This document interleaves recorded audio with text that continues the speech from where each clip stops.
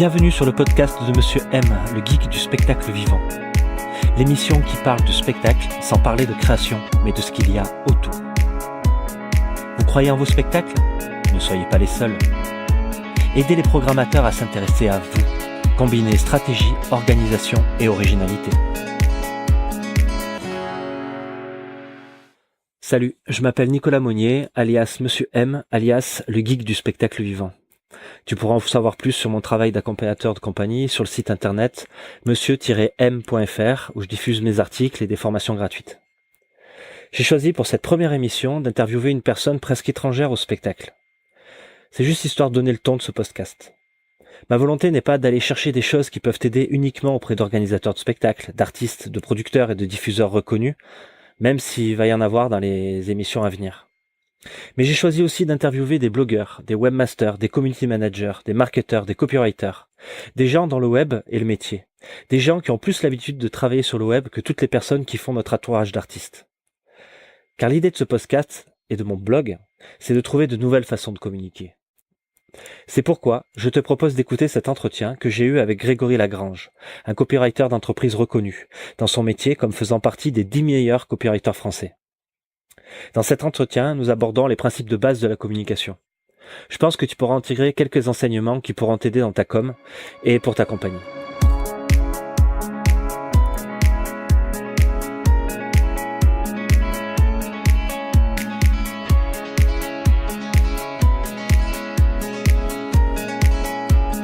Bon, tout d'abord, salut Greg, ça me fait vraiment plaisir de t'avoir parce que je suis très régulièrement tous les mails que t'envoies ainsi que toutes tes formations et tout ton travail et puis depuis un bon petit bout de temps d'ailleurs maintenant.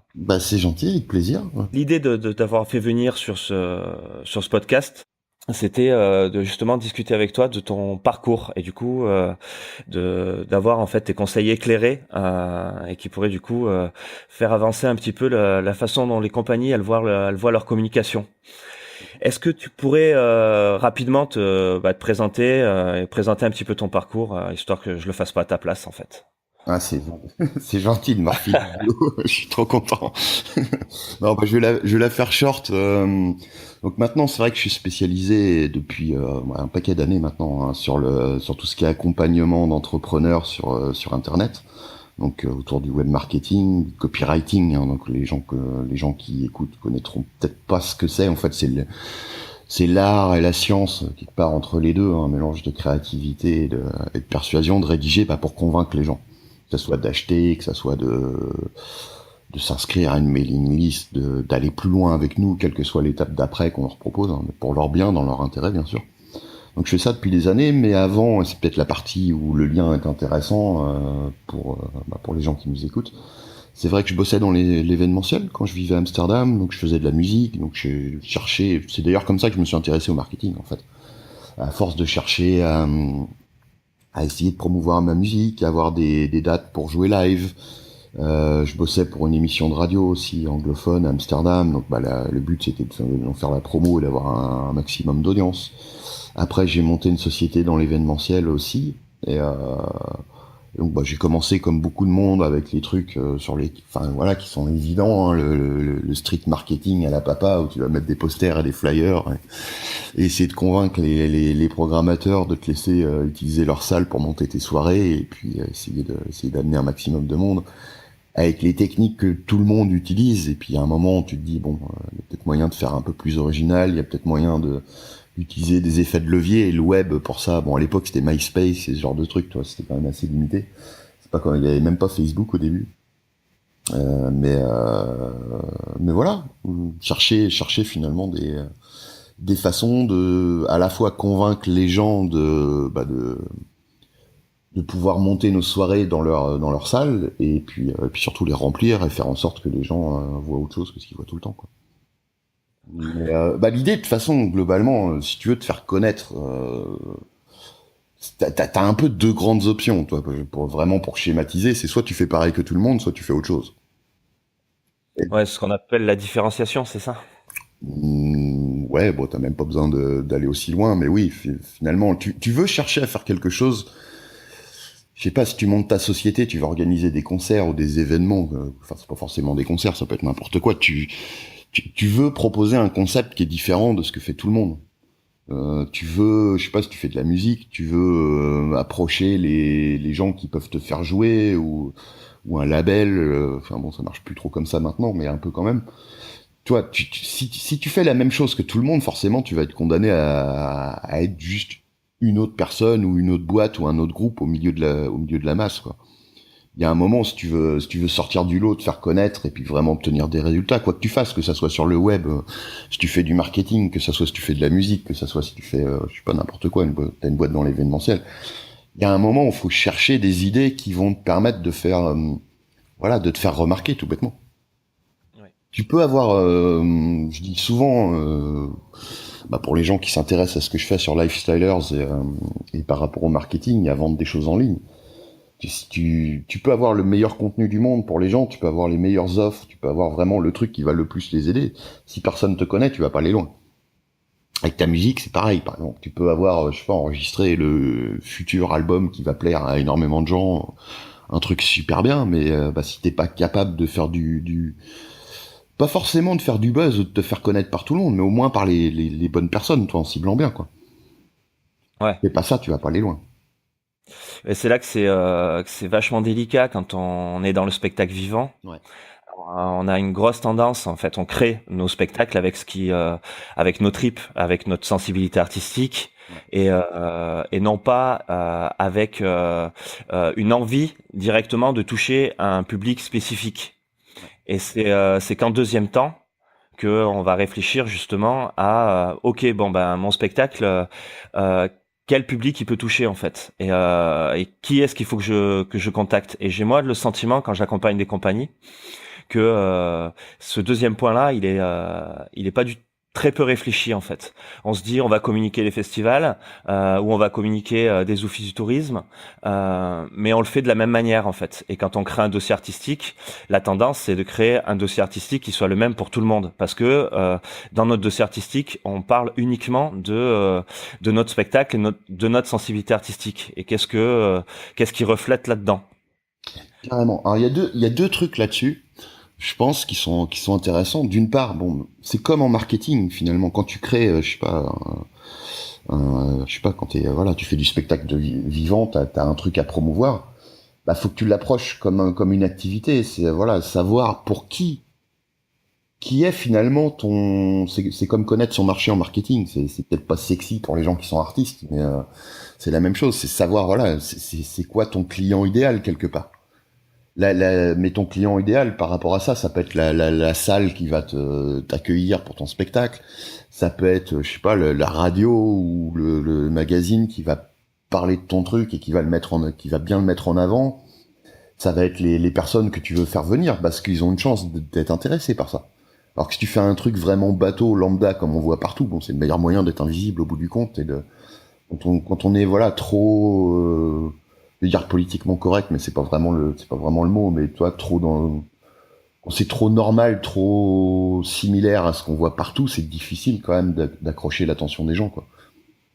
Et après la deuxième chose, on reviendra sans doute sur la première, mais la deuxième chose, voilà, les gens qui montent des spectacles à la base, c'est presque plus enfin je sais pas, tu vas me dire si je me trompe, mais c'est presque plus des artistes que des businessmen. Complètement. Et c'est quand même con d'arrêter le côté artistique, enfin je trouve, hein, d'arrêter le côté artistique, le côté créatif en tout cas, au moment où on va, voilà, on a ce côté créatif, on va chercher à faire un spectacle qui est original, un événement, une soirée qui est originale, un truc vraiment où on met nos tripes, comme tu disais, et bim, une fois que ça c'est prêt, c'est comme si le job de créativité il s'arrêtait là. Et là on se dit, ok, faut que je fasse le truc chiant. Faut que je fasse la promotion, faut que j'arrive à me faire connaître, faut que je trouve des sponsors éventuellement, je sais pas, enfin il y a plein de trucs comme ça. Faut que j'amène du monde. Alors que le meilleur moyen, je pense, surtout le fait d'être créatif, d'être artiste, c'est un avantage énorme. Voilà, autant continuer là-dessus aussi pour toute la partie promo et événementielle du truc.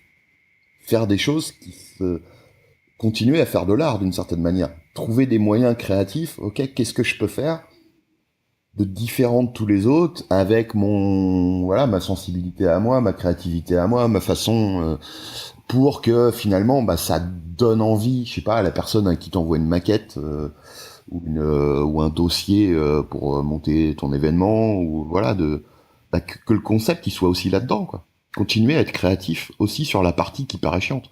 Non seulement c'est le meilleur moyen d'arriver à faire ce truc qui est chiant, parce que quand t'es créatif, quoi. Si tu l'es pas, tu t'ennuies vite. Et t'as l'impression de faire, je sais pas, de remplir des papiers administratifs et de faire de la paperasse, quoi.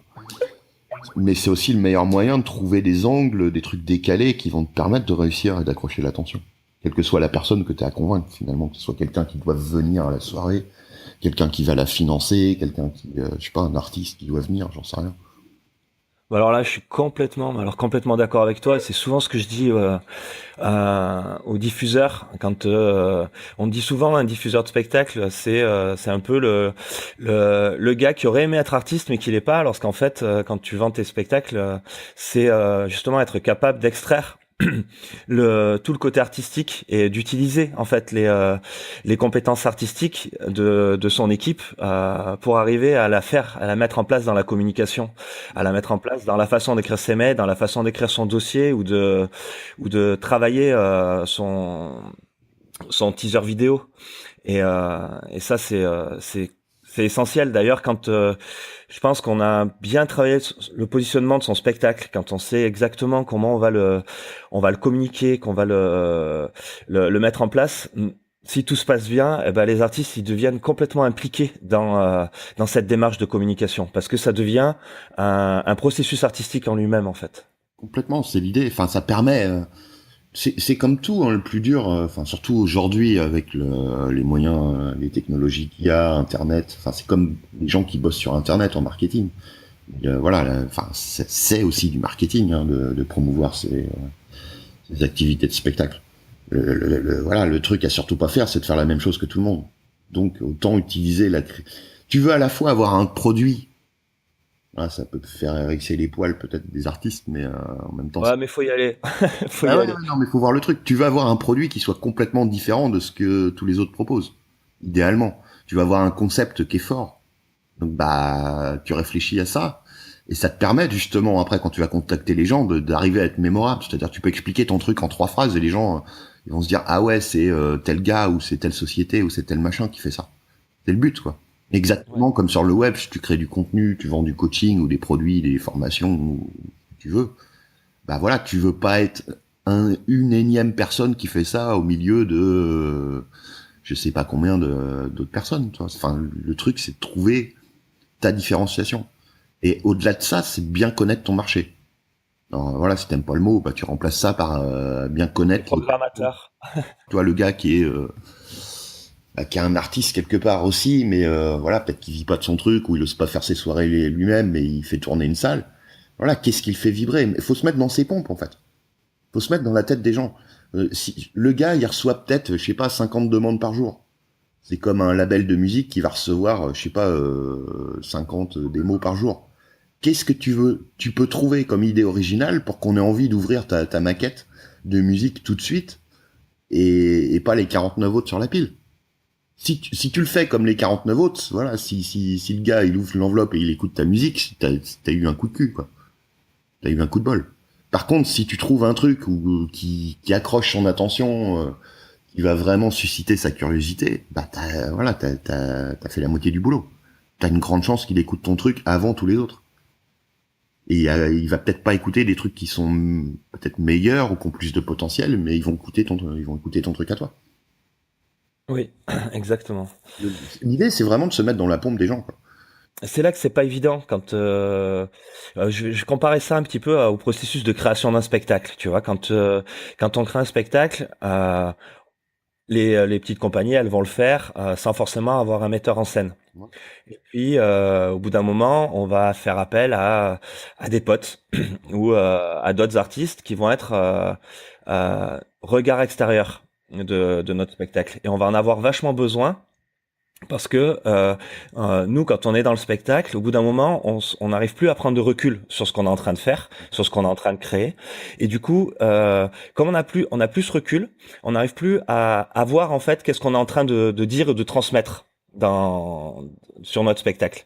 Et quand on en arrive à communiquer notre spectacle, eh bien, on communique notre spectacle avec notre vision qui est simplement une vision qu'on a de l'intérieur et non plus une vision qu'on peut avoir de l'extérieur. Et du coup, on n'arrive pas forcément, et c'est là que que je trouve que c'est difficile, c'est d'arriver à se dire, ok, qu'est-ce que mon spectacle il transmet comme originalité ou comme attrait en fait, en fonction des différents types de programmateurs qu'on va avoir.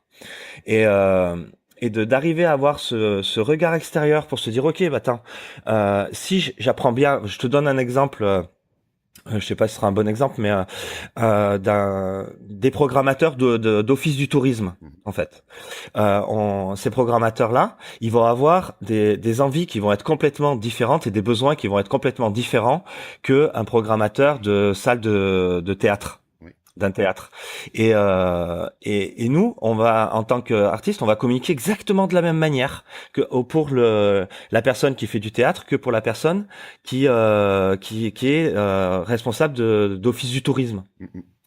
Et on va pas arriver à se dire, ok, bah attends, le mec qui fait qui est responsable d'office du tourisme, lui, il va vraiment chercher du tout public, il va chercher du spectacle, il va être léger, il va ou alors travailler autour de thématiques. Parce que il va avoir créé sa semaine sur l'environnement ou sa semaine sur la thématique de la montagne ou il va y en avoir plein des thématiques sur lesquelles il va avoir envie de bosser, tandis que le programmateur qui va s'occuper d'un théâtre, lui, il va aller vraiment chercher plus les compétences artistiques, il va aller chercher il va aller vachement plus loin en fait dans le fond du spectacle et dans ce que veut transmettre un spectacle, quelle est la sensibilité artistique des artistes qui sont à l'intérieur, que le gars de l'office du tourisme, il a rien à carrer de savoir si t'as fait 4 ans d'école de théâtre avant en fait. Et les choses à D'accord. mettre en avant, elles vont être différentes. Complètement d'accord. Bah, le truc, on en revient toujours à la même chose. À la cible. C'est de connaître à qui on s'adresse. Ouais. Savoir ce qu'ils recherchent, savoir ce qui les intéresse, savoir ce qu'ils en ont marre de voir parce qu'on leur propose, on leur a déjà proposé 50 000 fois.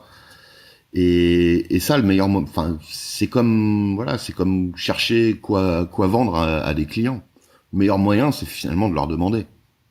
Pas de leur demander de façon directe, parce que généralement les gens ne savent pas quand tu demandes aux clients ce qu'ils veulent, ou ils vont te dire un truc un peu biaisé quand tu fais des sondages ou des choses comme ça, notamment. Mais enfin, je sais pas si t'as bon déjà, enfin t'as différentes choses à faire, mais si tu crées un spectacle avec un thème sur, je sais pas, je dis n'importe quoi, la science-fiction, bah tu vas essayer de contacter les gens déjà qui ont un intérêt à promouvoir ces genres de trucs, qui sont déjà intéressés là-dessus. T'as beaucoup plus de chances d'être programmé dans, je sais pas, dans le cadre d'un festival sur la science-fiction ou j'en sais rien, ou la semaine de la science-fiction. Dont tu parlais des semaines thématiques ou des choses comme ça. Déjà, tu regardes des gens que ça intéresse de base. C'est le premier truc à faire. Et après, ça peut aussi être un bon moyen, dans un deuxième temps, de pouvoir viser plus large, parce que des gens auront vu le truc et en auront entendu parler, en auront entendu du bien. Ça va toucher un nouveau public. Après, sur le public, c'est la même chose. Tu peux savoir comment mettre en avant ton spectacle tout simplement en demandant aux gens qui l'ont vu, quoi. Et Oui, c'est super important d'ailleurs. c'est hyper important, voilà, savoir qu'est-ce qu'ils ont aimé, qu'est-ce qu'ils ont pas aimé, comment ils décriraient le truc. Toi, enfin, on en revient toujours à la même chose. C'est vraiment savoir à qui on s'adresse. Et quand on sait pas, bah on demande. Ouais. Pour ça, il y a un petit conseil que je donnerais souvent aux diffuseurs Ouais. qui vont se déplacer sur les spectacles qui sont joués. Ils vont travailler en fait en invitant des programmateurs. Mhm. Et puis après, quand les programmateurs vont être là, ils vont parler avec eux du spectacle. Mhm. Et je pense qu'il y a quelque chose qui est souvent oublié, c'est de se balader en fait, sans forcément dire qu'on est le diffuseur du spectacle, et d'aller au bar et d'enregistrer, d'aller écouter, tendre l'oreille sur quels sont les retours que les gens, quand ils discutent entre eux, ils se font du spectacle. Et qu'est-ce qu'ils se disent entre eux du spectacle. Et sans forcément aller leur poser la question directement, parce que dès qu'on va leur poser la question, il y a la barrière sociale en fait. Quand les gens ils viennent te voir à la fin du spectacle, ils vont te dire ah c'est super ton spectacle, ils vont pas venir te voir en te disant franchement ça c'était vraiment à chier, je me suis emmerdé et j'ai trouvé ça nul. C'est Euh, génial que tu dises ça, parce que on revient, toi, à la question des sondages. Ouais. Et du coup, c'est ce que tu dis là, ouais, le côté social, ouais, on va pas te dire que je vais pas te dire que c'est de la merde ton truc, même si je le pense, tu vois. Ça baisse complètement le truc. Tu veux savoir, par exemple, ce un office de tourisme aime programmer. Le meilleur moyen, c'est de se pointer dans des offices de tourisme et de poser des questions, mais même pas de présenter, pas chercher à pitcher ton truc, toi. Ok, t'as peut-être un spectacle à promouvoir. Non, tu vas aller dans des offices de tourisme et tu vas chercher à poser des questions. Tiens, vous diffusez ça la semaine prochaine, puis ça, pourquoi? Qu'est-ce que vous prévoyez dans les semaines qui viennent? Qu'est-ce qui marche chez vous? Tu vois, tu poses des questions comme ça. Pareil pour un programmateur de théâtre, pour reprendre les exemples que t'as pris. Pareil pour je sais pas, pour une salle de concert. Pareil pour ce que tu veux. Tu poses des questions de façon, voilà, avoir des infos globales. Et après, éventuellement, tu peux dire, ah tiens, ça tombe bien, peut-être que ça t'intéresse, que je te parle de ça, parce que je fais ça, si tu veux, je t'envoie une maquette, ou je t'envoie mon truc de presse, ou mon dossier. Mais c'est comme ça que tu vas avoir des vraies réponses. Exactement comme tu donnes l'exemple de récupérer, toi, des infos sans demander aux gens, mais de traîner, voilà, de passer en mode espion un petit peu pour avoir des vrais feedbacks sur ce qui s'est passé pendant la soirée. Ça pourrait étayer un peu ce que tu dis en donnant un exemple. Il y a 10 ans de ça, il y a une nana qui se lançait dans la diffusion. Mhm. Et qui nous avait contacté parce qu'elle voulait toucher les offices du tourisme. Ouais. Et à la base, elle avait même pas de compagnie à diffuser. Elle travaillait toute seule en se disant, bah, je vais créer me lancer là-dedans. Mhm. Et elle avait démarché, elle était allée voir les offices du tourisme directement, sans forcément la volonté de leur vendre des spectacles, juste pour parler avec eux de leurs besoins en fait. Ouais. Et elle s'était rendue compte qu'il y avait plein de petits offices du tourisme. Leur besoin principal en fait, c'était d'arriver à se coordonner entre eux pour organiser des petites tournées pour alléger les frais de déplacement. Ouais. Et elle a monté ça, du coup. Et du coup, elle a monté un petit collectif de différents programmateurs, enfin responsables d'animation d'office du tourisme, et elle a lancé comme ça son métier, Bah, ouais, tout simplement parce que c'est tout simplement pile ce qu'il faut faire, en fait. Faut arriver à comprendre ce que veulent les gens, mais qu'on fasse du marketing, je sais pas, classique, à l'ancienne, qu'on monte une société sur X ou Y, qu'on fasse du marketing sur le web, qu'on fasse du marketing de spectacles vivants. Finalement, le truc, il est là, quoi. Qu'est-ce que les gens veulent, mais qu'ils veulent vraiment. C'est-à-dire pas ce qu'ils vont forcément te dire de but en blanc si tu leur dis de quoi t'as besoin. Parce que ça peut être biaisé, mais tu vois, tu discutes jusqu'à ce qu'il y ait une pépite qui sorte, finalement. Et là, bah après, t'essayes de faire valider le ouais. truc en le proposant à différentes personnes. Toi, tu lances un peu le truc en mode bêta-test. Tu cherches à savoir, ok, ah tiens, là j'ai une idée intéressante, ça vaut le coup de creuser. Tu en parles, tu proposes le truc, et bah si ça mord, c'est que tu tiens quelque chose, quoi. Et là, après, bim, tu peux foncer. Mais on en revient toujours à la même chose, toi, c'est savoir ce que veulent les gens.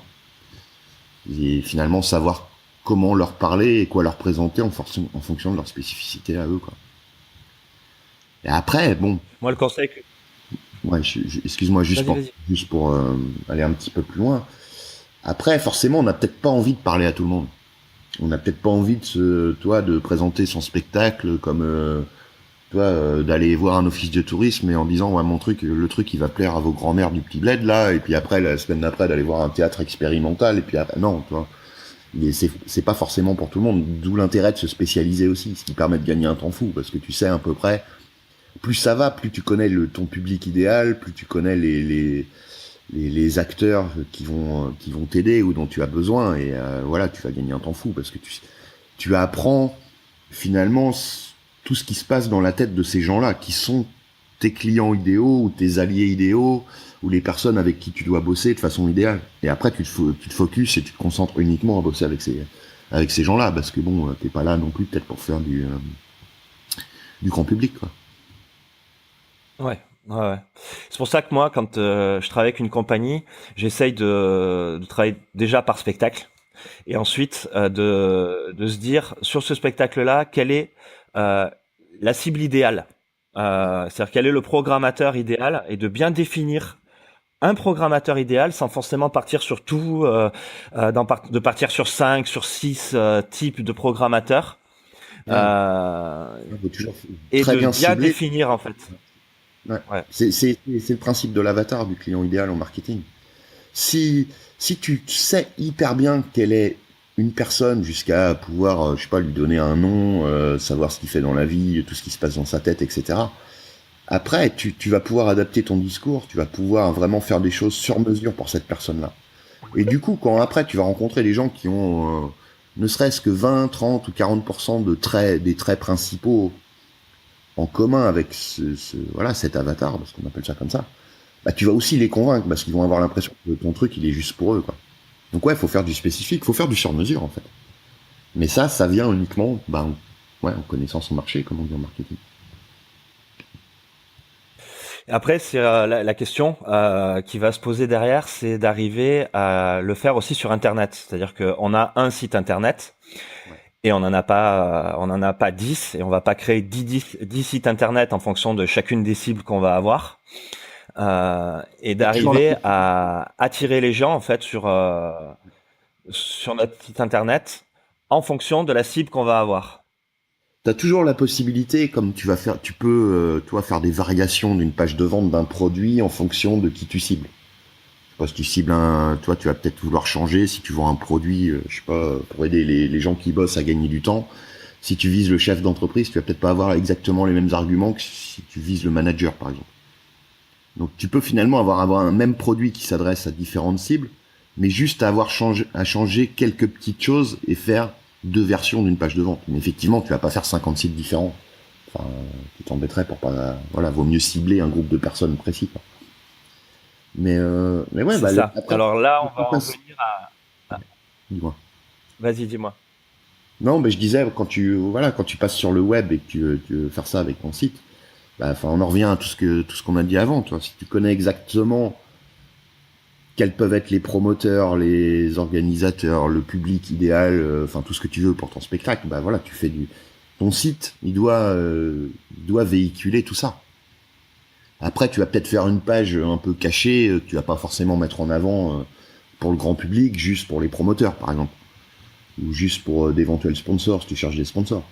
Mais et à ce Ouais. moment-là, Alors, là, tu vas leur parler sur mesure à eux, mais faut que ça reste congruent et que ça reste cohérent parce qu'ils vont aussi aller sur le site de façon globale et voir ce que tu mets pour le grand public. Donc forcément, mais de toute façon, si tu connais ton truc, si tu connais ton spectacle, si tu connais les avantages, si tu sais, enfin, je sais pas, le thème, les émotions que ça procure, enfin, j'en sais rien, si t'as peut-être un concept, enfin, c'est toujours bien d'avoir un concept fort. À ce moment-là, voilà, que tu le présentes pour le public, et que tu le présentes pour des gens un peu dans le métier. Si t'as un concept fort, les gens vont voir la congruence qu'il y a entre les deux. Tu vois, ça va pas clocher juste parce que t'as fait une version pour l'office de tourisme du bled et un autre pour les programmateurs et une autre version pour le public, je pense.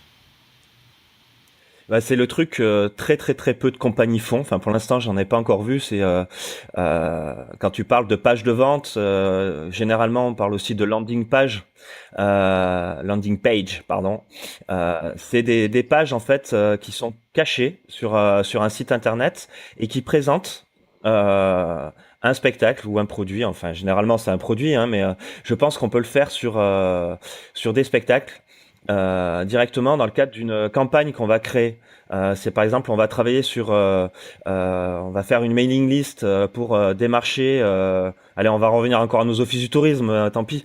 Pour démarcher des offices du tourisme, eh ben, on va travailler sur les offices du tourisme aussi et on va créer une page spécifique qui va présenter le spectacle pour les offices du tourisme. Et à l'intérieur de cette page-là, il y aura des liens vers la page de présentation du spectacle. Ouais. Et ça, c'est quelque chose qu'on peut facilement mettre en place, en fait. Ouais, c'est ce que je te disais, toi, de pouvoir faire Qui demande rien, mais différentes versions des pages en fonction de qui tu dois contacter sans perdre le fil de ce que tu fais, quoi. Ouais, complètement. Et après, si tu veux envoyer un mail à un office de tourisme, tu vas envoyer cette page-là. Pas juste la page d'accueil de ton site, quoi. Clairement. c'est ça. C'est souvent ce qui est fait en fait. Et on en revient donc à la première étape qui va être du coup ta spécificité quand même, c'est le copywriting, c'est d'arriver à créer des mails qui vont accrocher les programmateurs. Là, on en revient toujours au conseil un des premiers conseils que je donnais, c'est voilà, qu'est-ce qu'ils ont l'habitude de voir, qu'est-ce qu'ils en ont marre de voir. Et, tu vois, c'est un petit peu ce que je te disais avec quand on voit une démo à un label. Voilà, comment tu peux utiliser ta créativité pour faire un truc qui va susciter l'attention dès le titre de ton mail déjà. Qu'est-ce qui va de toi pour plutôt que de, je sais pas exactement ce que les gens envoient à un office de tourisme. Le truc classique, tu vois, ça va être les prochaines dates de la compagnie, machin truc, sur ce spectacle-là. Ouais. Ou invitation à venir voir le spectacle à tel endroit. Bah, tu vois, Voilà, genre faut toujours se mettre prochain, venez nous voir à Chalon dans la rue, quoi. ouais. Voilà. Faut toujours se mettre dans la tête des gens à qui on s'adresse. Tu prends la petite Gertrude de l'office de tourisme de Trifouilly-les-Oies.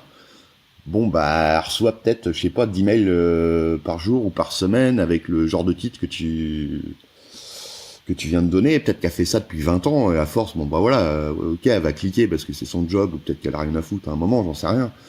Mais si tu veux, et peut-être pas, j'en sais rien, ça reçoit trop de mails, elle va pas cliquer sur tout. Qu'est-ce que tu peux faire pour la divertir, la Gertrude?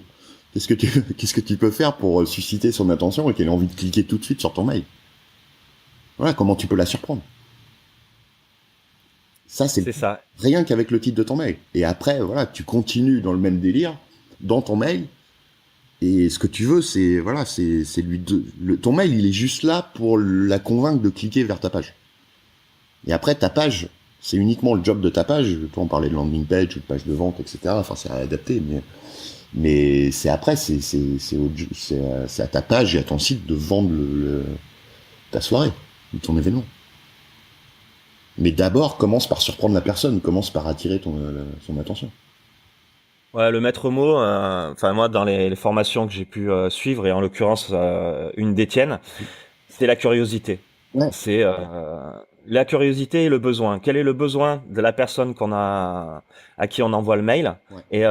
et qu'est-ce qui va générer une envie irrésistible de cliquer sur le lien pour ouvrir le mail. Parce que le plus important, c'est déjà dans un premier temps d'arriver à faire en sorte qu'il ouvre le mail. En mettant les prochaines dates, ça marchera pas. Avec ton titre, tu veux montrer que c'est pour Gertrude. On va continuer à la charcuter, la pauvre.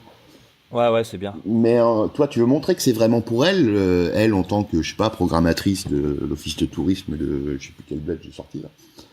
Tu veux montrer que c'est pour elle, et en même temps, tu veux qu'il y ait un élément de curiosité dans le titre qui fasse qu'elle ait envie de cliquer tout de suite pour savoir ce qu'il y a derrière. Ça, c'est les titres idéaux, mais pas forcément uniquement pour ce dont on parle là, mais globalement, dès que tu veux faire un titre, quoi. Tu veux à la fois montrer que ce mail, il est vraiment pour la personne.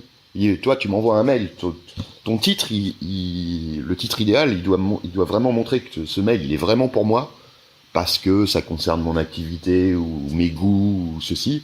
Et en même temps, tu vas avoir ce petit élément de curiosité qui fait que tu as envie de cliquer tout de suite pour savoir ce qui se cache derrière. Un peu le secret, toi, le truc que tu dévoiles pas complètement.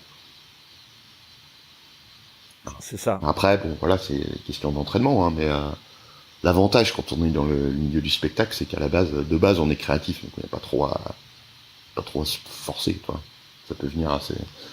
Faut brainstormer un peu le truc, chercher des idées, et puis à partir de là, généralement, ça vient assez facilement, quoi. Ouais, c'est vachement. Enfin, pour moi, c'est un truc qu'il faut arriver à faire en équipe.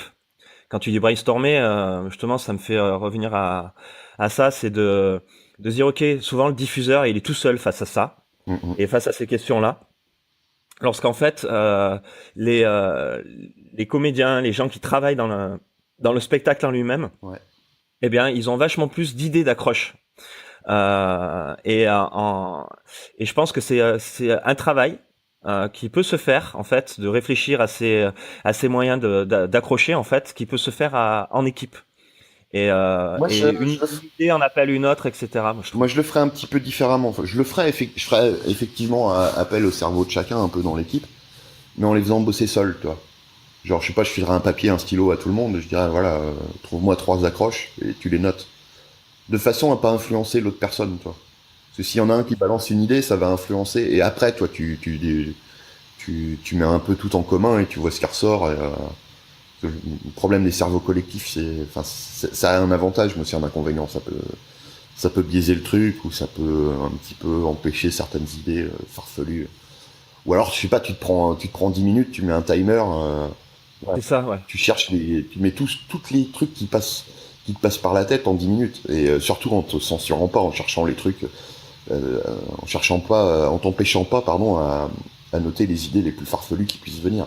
C'est le meilleur moyen de créer des bons titres, d'ailleurs, quoi. Ah, quand je vois les tiens, des fois, je trouve ça excellent, vraiment. Ouais, bon, moi, je suis un peu hardcore sur les titres, mais, Ouais, mais à chaque fois, ça génère vraiment une envie de les lire. bah, ouais, c'est mon métier en même temps, c'est mon truc, et puis c'est le but, quoi. Mais, bah, en fait, c'est juste une question de créativité, de connaissance de son marché. On y revient tout le temps, quoi. Tu sais ce que les gens veulent, et puis tu sais qu'il faut les surprendre. Parce que ils sont exposés à tellement d'endroits surcliqués sur le web, et c'est pas valable uniquement pour les gens que je vise moi, quoi. N'importe qui a un Facebook, une chaîne, une connexion internet, voilà, on te propose de cliquer sur 50 000 trucs partout. Pourquoi on cliquerait sur ton truc à toi plutôt que sur un autre? C'est comment tu fais ça? En fait, c'est le début de la bataille, quoi. Mais le plus dur sur le web aujourd'hui, c'est de gagner la bataille pour l'attention, quoi. Parce qu'il y a tellement de concurrence. Et pas uniquement, quand on pense concurrence, c'est pas uniquement le gars ou l'agence ou la société qui fait exactement la même chose que toi. Mais c'est n'importe qui peut ou n'importe quoi qui est sur lesquels les gens sont susceptibles de cliquer au lieu de cliquer sur les trucs que toi tu veux cliquer. D'où l'intérêt de vraiment être très bon en copywriting en l'occurrence pour créer des titres comme ça, quoi, ou accrocher l'attention et savoir la garder, toi, tout au long d'un mail par exemple. Enfin, c'est des trucs que je fais et donc je parle sur Lifestyles, mais c'est de plus en plus important chaque jour ce truc-là. Puis même quand on parle de capturer l'attention, il y a aussi le fait d'avoir souvent des sites internet où la page d'accueil, elle est chargée de chez chargée, avec des menus déroulants à plus en pouvoir, des des espaces pro, avec beaucoup de choses en fait, tellement de choses qu'en fait, quand on arrive sur la page du site, on sait plus où aller en fait. Bah, le truc, c'est de rendre les choses simples pour les gens. Toujours faire minimaliste. Il y a souvent, il y a même des études qui te montrent que toi, les pages de vente qui sont moches et super minimalistes vendent mieux que les trucs bien designés. Mais bon, après, je dis pas qu'il faut faire uniquement du moche. Moi, je le fais par paresse et par gain de temps. Tu vois, pareil, c'est une question d'efficacité. Mais faut se mettre à la place des gens. Quoi. Plus tu leur proposes d'options, plus tu les perds. Ça, c'est la paralysie du choix, quoi. T'as plein d'études intéressantes sur le comportement humain comme ça. Je sais plus, t'avais une étude sur les confitures, un test qui avait été fait sur je sais plus combien de personnes, où finalement ils leur faisaient goûter, je sais plus, c'était un étalage de 16 ou 24 confitures. Je crois que ça doit être dans Influence et manipulation de Cialdini, je crois, mais ça fait hyper longtemps que j'ai pas lu ce bouquin-là. Je sais que l'exemple était donné la première fois, ou une des premières fois. Et finalement, toi, si t'as trop de choix, tu vas les goûter, tu vas toutes les trouver bonnes, les confitures, mais au bout du compte, tu vas pas savoir laquelle acheter. Alors que si on te fait goûter si que t'as que 2 ou 3 confitures différentes sur l'étalage, bah en comparaison, il y a beaucoup plus de chances que t'en achètes une ou plusieurs. Bah Ouais. sur un site web ou dans la façon dont tu communiques, c'est la même chose, quoi. Tu veux un petit peu, tu veux les prendre par la main les gens et puis les amener exactement là où tu veux qu'ils aillent. Et le meilleur moyen de faire ça, bah c'est de pas leur donner 50 chemins différents, quoi. C'est ça, dans influence et manipulation, en fait, ils tendent deux assiettes. Une assiette où il y a 5 tartines de confiture et une autre assiette où il y a seulement 2 tartines de confiture. Ouais, bah je Et comprends quand peut-être un les autre mecs exemple, hein, qui pour le goûtent... bouquin, autant pour moi, si c'est le cas.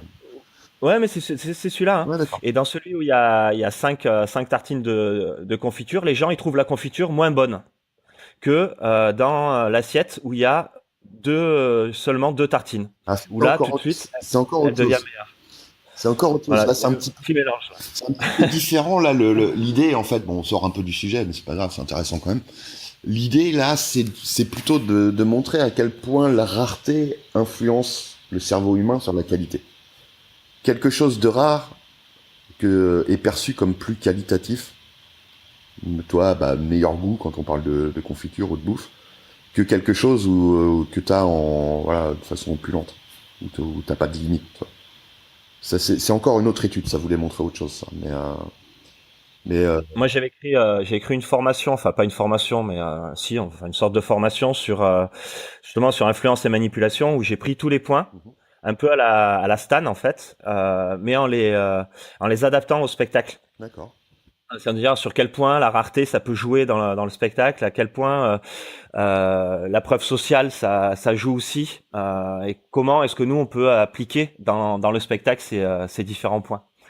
Voilà, c'est pour ça que j'ai pas pu m'empêcher de rebondir sur ton exemple. Ah non, y a pas de problème. Bah, tu m'enverras le lien, ça m'intéresse, ce genre de truc. Ouais, ouais, avec plaisir. Avec plaisir. Une dernière petite question sur, pour la route, peut-être? Ouais, une petite question.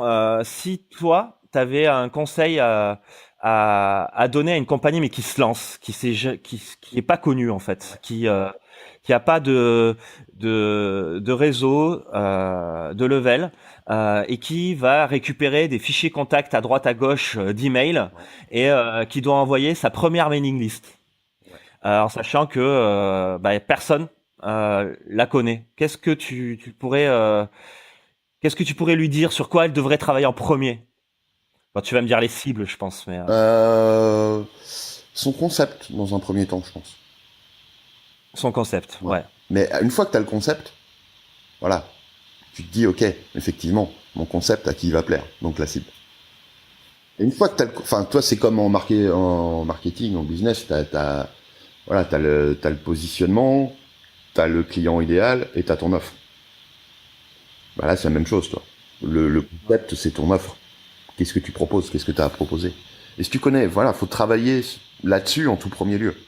Tu commences, là en l'occurrence, vu que c'est un truc artistique, je commencerai par le concept et ensuite je chercherai à trouver quel est le client idéal pour le concept.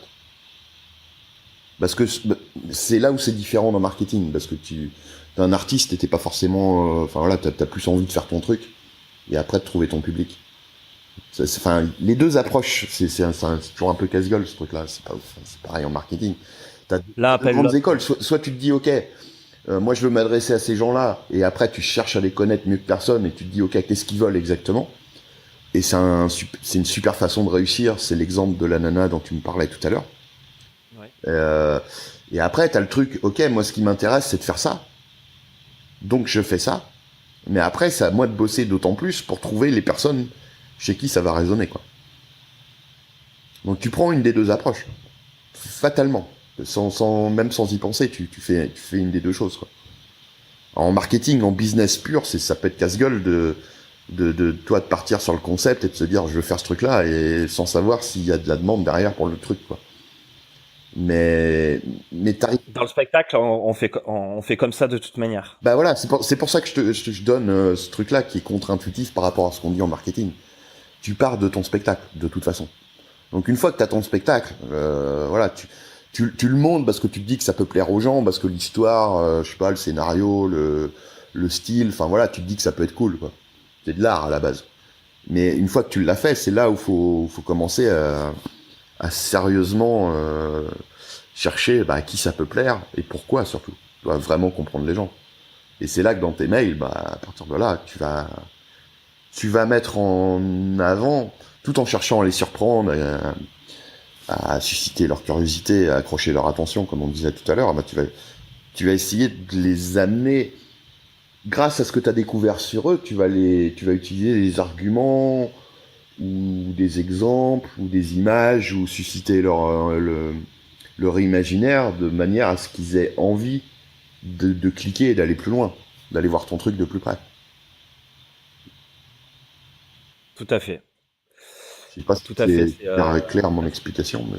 Si, carrément. Carrément, car moi que je bosse avec les compagnies, je mélange en fait le concept avec le positionnement. Mhm.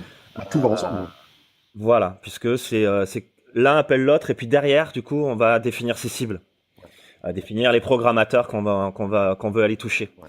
C'est pour ça que souvent, on a une tendance quand on est artiste et qu'on travaille dans une compagnie à avoir le marketing comme quelque chose d'horrible parce que les techniques qu'on utilise vont partir du besoin pour créer le produit pratiquement. Ouais. Si on et euh, Ouais, mais après, toi, le mot. et c'est pas incompatible. Voilà. Non, Vas-y, dis-moi. Ouais, si on n'est pas à l'aise, un truc qui peut aider plein de gens, mais pas uniquement toi, des gens qui t'écoutent toi, aussi mes clients, si t'es pas à l'aise avec un mot, faut juste, tu le zappes. Si le mot marketing, ça te file la nausée, si le fait de vendre, je sais que moi j'ai beaucoup de gens, ils osent pas vendre, ils ont peur de vendre, le mot vendre, tu vois, pour eux c'est, bah tu le remplaces par autre chose, quoi, tu vois. Moi, à la base, il n'y a pas plus anticapitaliste. Je dégueule les gens en costard-cravate, les commerciaux. Enfin, toi, c'est tout ce qui me fait gerber. Et je me retrouve depuis des années à faire du marketing, à vendre, à gérer le marketing de clients, qui ont des gros CA, de les aider à faire encore plus. Toi, ça peut paraître complètement contre-intuitif. Mais l'idée, c'est de chercher, voilà, juste le truc qui colle pour toi grâce à ça. Tu cherches pas forcément à vendre. Tu te dis, bah voilà, j'ai un putain de spectacle, j'ai envie que un maximum de gens le voient. Et du coup, bah voilà, que ça soit du marketing ou du machin, peu importe, quoi. Ce qui est important, c'est que tu cherches les bonnes façons d'obtenir plus de résultats. Et le marketing, ça reste que de la psychologie humaine. Toi, si le mot marketing te donne des boutons, intéresse-toi aux gens, à comment ils fonctionnent, à comment ils réagissent. Et tu vas te rendre compte que tout est lié, en fait. Carrément. C'est pour ça qu'on dit pas des vendeurs de spectacles, qu'on dit des diffuseurs. Ouais, bah voilà, c'est des mots à la con, c'est comme technicienne de surface à la place de femme de ménage, quoi. Au bout du compte, ça fait la même chose, mais faut juste trouver un terme avec lequel on est ok et basta, quoi. Mais finalement, au bout du compte, on fait toujours la même chose. Ouais, c'est ça, c'est qu'on cherche. Le fond est le même. Quoi qu'on fasse dans la vie, on cherche à convaincre, on a besoin de convaincre. On a envie, toi, de défendre nos idées, d'intéresser les gens autour des trucs qui nous plaisent. Et qu'on l'aime ou non, bah ça c'est de l'influence, ça c'est de la persuasion, ça c'est du marketing. Peu importe, quoi. Ouais, carrément. Lorsque ça pourrait être aussi encore pire, de la manipulation. Bah l'écart, quand tu maîtrises vraiment très bien les techniques de persuasion, l'écart peut être mince. Après pour moi, la différence entre la persuasion et la manipulation, c'est simplement comment tu utilises ces techniques-là, quoi. Exactement. Ça peut être, voilà, c'est comme une arme, hein, réponse cliché classique, mais voilà, ça peut être là pour défendre comme pour tuer, quoi. C'est ça. Bah, en tout cas, merci à toi, franchement. C'était super intéressant. J'espère que les gens qui nous écoutent auront bien aimé aussi. Je vous invite quand même à aller sur le site internet de Greg et aller voir un peu tout ce qu'il propose. Il y a pas mal de conseils et d'astuces sur justement, quand on parlait d'écrire des titres, il y a il propose des formations, mais même au-delà de ça, il y a beaucoup de contenu que tu proposes qui est carrément même gratuit et à disposition directement sur lifestylers.fr. D'ailleurs, lifestylers, hein, vous comprendrez la traduction en anglais.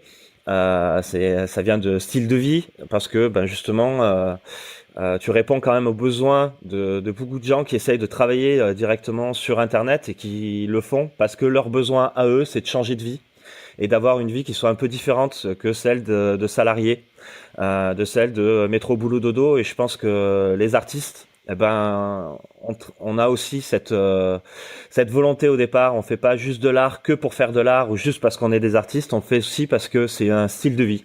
Ouais, c'est aussi ce qui nous passionne, c'est ce qui nous fait vibrer, quoi.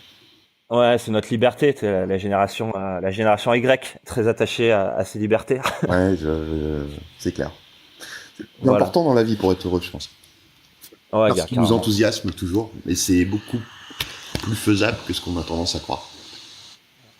Mais ça n'empêche pas de faire comme toi tu fais. C'est d'utiliser justement ce qui fonctionne, ce qui existe, et de le détourner pour en faire quelque chose d'original et un véritable outil. Et pour moi, le marketing, l'utilisation des leviers d'influence, de persuasion, travailler un site internet et le faire en utilisant les médias sociaux et d'une manière originale, ça fait partie de cette façon-là de pouvoir changer sa vie. Et aller regarder ce que font les entreprises, c'est aussi et les réadapter à notre manière, c'est aussi une façon de se libérer. Voilà. Complètement. Je pense. Voilà, bon, en tout cas, Greg, je te remercie. Avec grand plaisir, c'était sympa. Voilà, pour moi, cet entretien a été un véritable plaisir. Qu'est-ce qu'il y a à retenir dans tout ça? C'est que il faut que tu trouves ton originalité, ton concept, et il faut que tu la mettes en valeur, que tu apprennes à connaître les programmateurs en identifiant leurs besoins et leurs spécificités, que tu te différencies en t'appuyant sur ces besoins-là sans avoir peur de ne pas plaire à tout le monde, que tu crées des pages internet spécifiques aux programmateurs, que tu démarches afin d'adapter ton discours au mieux sans forcément travestir tes spectacles, que tu apprennes dans tes emails à susciter la curiosité en donnant l'impression que ton mail est très ciblé, que tu connaisses les leviers d'influence. Pour ça, je t'invite à télécharger la petite formation que j'ai réalisée sur les 6 leviers de base. C'est une formation gratuite. Et puis si cette émission t'a plu, que tu souhaites la voir apparaître sur des grandes plateformes de podcasts telles que iTunes, Stitcher, SoundCloud, aide-moi à faire la connaître en la partageant dans les réseaux sociaux. Et puis si tu veux être tenu informé des prochaines sorties d'émissions, rends-toi sur monsieur-m.fr et inscris 3 sur mon blog. J'en profite aussi pour t'annoncer que tous les mois, je propose 10 séances de coaching gratuit où on parlera ensemble de ton site internet et de ce que tu peux faire. Donc n'hésite pas à venir sur mon blog. À bientôt pour la prochaine émission qui sera sûrement avec l'association J'Aspire, qui est une structure de production. Et puis il y en a encore une bonne dizaine d'autres qui sont déjà programmées, mais ça, c'est surprise.